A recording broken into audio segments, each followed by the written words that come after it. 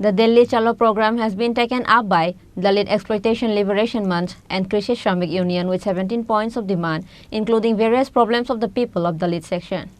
In support of this program, Tripura Cultural Labour Union and Tripura Scheduled Tribes Coordinating Society have called for Bhavan Abhiyan on 23rd November with 17-point demands. The convention was organized by the headquarters of the two organizations on Monday. Ratan Bhumik, State President of Tapashili Jati Coordination Samiti, Madhav Majumdar, Shamal De, Secretary of the State Council of Khed Mazur Union and others were present. আলোচনা হয়েছে, দাবি সনদ আলোচনা হয়েছে। আমরা 23 তারিখের জমায়েতে কিভাবে অংশগ্রহণ করব, স্বাক্ষর সংগ্রহ করব, এগুলি আলোচনা কমিটিরা করেছেন। আমরা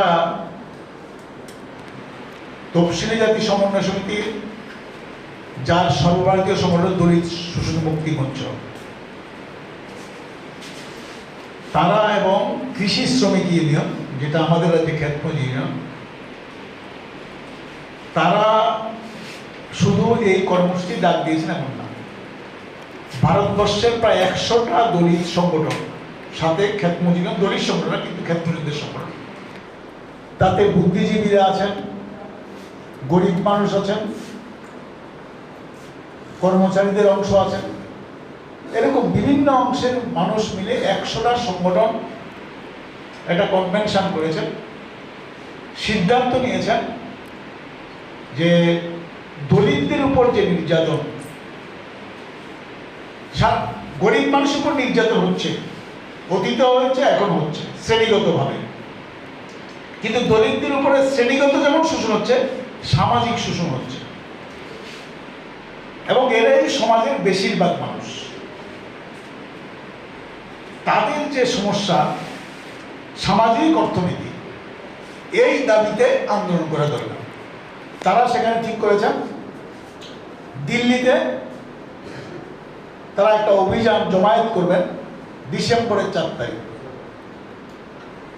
অনেকের মনে হতে পারে যে দলিতদের দাবি ক্ষেতমজুররা কেন অংশগ্রহণ করেছে, কবে সম্বন্ধে একটু বলেছেন। দলিতদের ক্ষেতমজুর যারা, দিনমজুর যারা, তার প্রায় 56% মানুষ হলো দলিত। তো ক্ষেতমজুর তো মানুষের, তাদের অংশের মানুষের সমস্যা সমাধানের জন্য লড়াই করে, তো এই অংশের মানুষের সমস্যার সমাধান না করে ক্ষেতমজুর আন্দোলন করবে কি করে? অতীতেও তারা করেছে, কিন্তু এরকম ভাবে সারা দেশে দলিতদের সাথে মিলে তাদের সমস্যা নিরসনের জন্য লড়াই করা, এটা এবার সিদ্ধান্ত নিয়েছে। এটা নেওয়ার অন্যতম কারণ, আমি এখানে নেতা যেহেতু আছেন, আমি সেরকম সেখানে বলছি। মূলত দেখেন, ভারতবর্ষ স্বাধীনতার পর বিভিন্ন সরকার এসছে, জওহরলাল নেহরু থেকে আরম্ভ করে কয়েকটা দল মিলে, আবার এককভাবেও সরকার তৈরি হয়েছে। স্বাধীনতার পরে আমাদের যে সংবিধান গৃহীত হয়েছে, এটা একটা আমাদের কাছে গর্ব যে সংবিধান তৈরির ক্ষেত্রে দলিতদের একজন অন্যতম ভূমিকা নিয়েছিল আম্বেদকর। এটা কিন্তু গোটা দেশের মানুষ গ্রহণ করেছে, এটারও বিরোধিতা হয়েছে, কিন্তু বেশিরভাগ মানুষ সমর্থন করেছেন, এবং এটা আমাদের দেশের সরকারের দায়িত্বটা রক্ষা করে, এই সংবিধানকে রক্ষা করে কাজ করা। কিন্তু অতীতেও যারা সরকার চালিয়েছেন সবাই অক্ষরে অক্ষরে পালন করেছেন এরকম না, দলিতদের সমস্যা সমাধানের বড় ভূমিকা নিয়েছেন এরকম না। কিন্তু 14 সালের পরে যে সরকার এসে দিল্লিতে বিজেপির নেতৃত্বে, এরা যে সরকার চালাচ্ছেন, সরকার এবং তারা যেই দলের প্রতিনিধি, তারা কিন্তু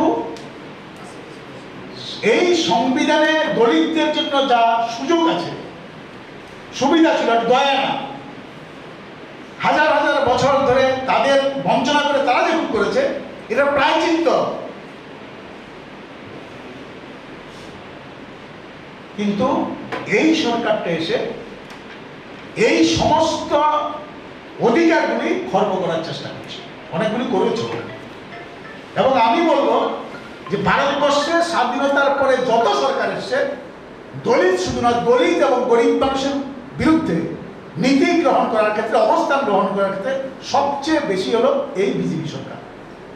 Reported by Pranab from Agartala, Chini Khorang.